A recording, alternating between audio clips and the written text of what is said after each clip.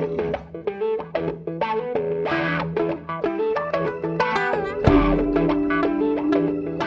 internautes, bonjour.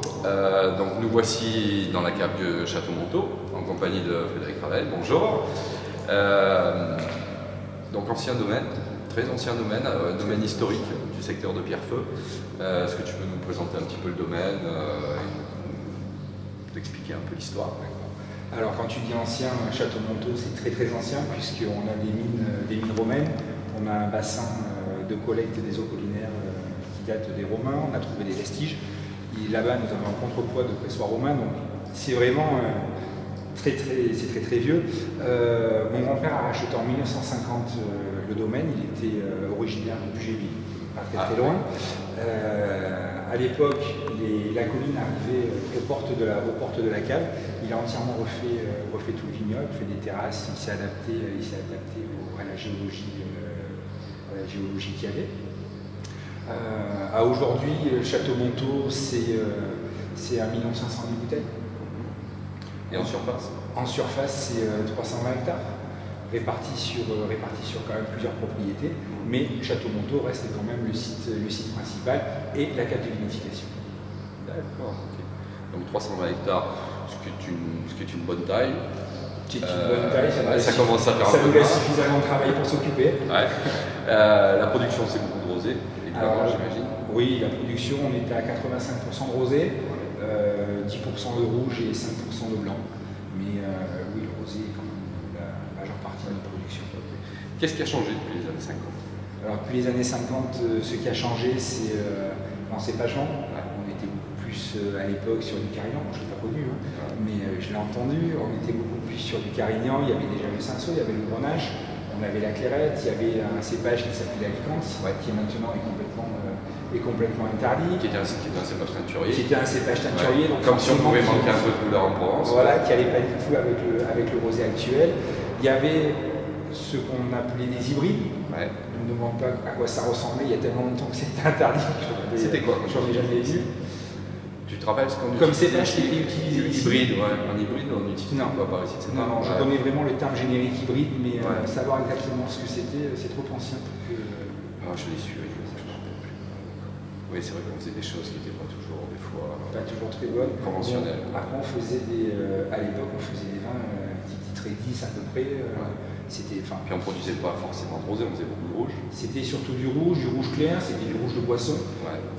Après, c'était du rouge de boisson en grande partie, ça n'empêche même pas qu'il y avait quand même de très bonnes cuvées. On a retrouvé, alors c'était en 50, mais on a retrouvé des bouteilles qui avaient été conservées dans une cave en Australie, et c'était du millésime 69, c'était des vins du château. D'accord. T'as goûté? Non. Ah, dommage. Non, je sais pas. J'ai eu l'occasion de goûter quelques vieilles bouteilles comme ça, donc c'est vrai que c'était assez... Effectivement, on fait avec des cépages différents, du Grenache, du Carignan, souvent, effectivement, d'Alicante, comme tu le citais. Belle surprise, généralement. On a des vins qui avaient globalement assez bien tenu. Je me demande même si elles ne tiendraient pas mieux par rapport à l'époque. Elles ont peut-être mieux tenu que ce que tiendraient des vins un petit peu plus récents aujourd'hui. Mais enfin bon. La mise en bouteille est ici à la propriété? Alors la mise en bouteille date... Parce que ta famille a dû connaître un peu tout ce changement, quoi. Oui, alors la mise en bouteille date des années 60, puisque les bouteilles de 69 qui étaient en Australie ont été embouteillées sur le domaine. Alors on a dans un coin la vieille étiqueteuse où il fallait mettre les bouteilles les unes après les autres. À aujourd'hui, on est passé à une chaîne complète, tout à fait moderne. Mais oui, la mise en bouteille est une vieille histoire pour la famille Ravel, et on produit quasiment on embouteille quasiment toute notre production. Ce qui est pas mal. C'est quand même un gage de qualité, c'est-à-dire qu'on a un contrôle complet du produit. Tu maîtrises du début jusqu'au départ vers le client final. Et tu disais qu'en fait le Château Montaut était l'entité principale, mais par contre qui regroupait 4 châteaux, c'est ça? Le Château Montaut en fait est un des châteaux de la Société des vignobles François Ravel, qui est le vrai nom de notre société, et qui regroupe 4 châteaux, donc le Château Montaut, qui est sur Pierrefeu, plutôt Colobrières, donc vraiment porte des morts. On a le Château d'Iran, qui est situé entre Pierrefeu et Puget-Ville, qui est sur un sol plutôt gravoche. On a le château Garamache, qui est entre Pierrefeu et Hyères, sur un sol qui est plus schisteux argileux. Et ensuite, on a le château d'Oasis, qui est sur la commune de Lacros, qui lui est sur un terroir plutôt calcaire. D'accord.